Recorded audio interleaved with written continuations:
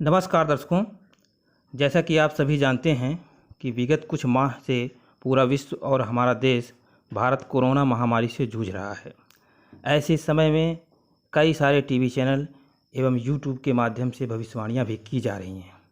तरह तरह की भविष्यवाणियां सुनकर दर्शक भी कन्फ्यूज हो रहे हैं। इस दौरान मेरे पास भी कई फ़ोन कॉल्स और व्हाट्सएप के माध्यम से भी मार्गदर्शन चाहा गया। मैंने उचित मार्गदर्शन दिया भी, लेकिन इस वीडियो को बनाने का मेरा मकसद यह है कि आम दर्शक भी तार्किक ढंग से इस विषय को समझ सके।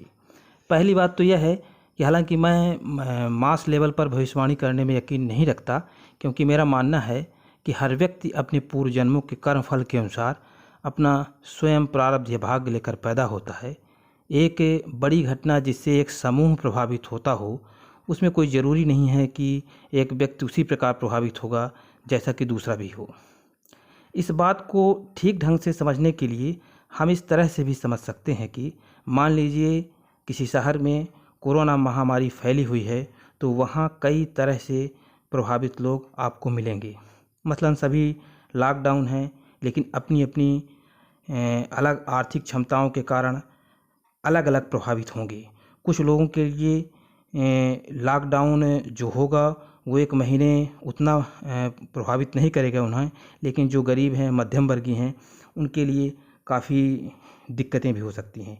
इसके अलावा मान लीजिए किसी शहर की 1 करोड़ की जनसंख्या है, वहाँ कुछ लोग कोरोना से पीड़ित होंगे, तो कुछ लोग उसी परिवेश में अप्रभावित होंगे।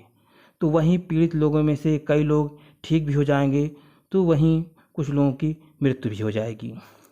ज्योतिष के नज़रिए से जब आप इसे समझना चाहें, तो मैंने शुरू में ही इसीलिए व्यक्तिगत कुंडली पर ज़्यादा जोर दिया है।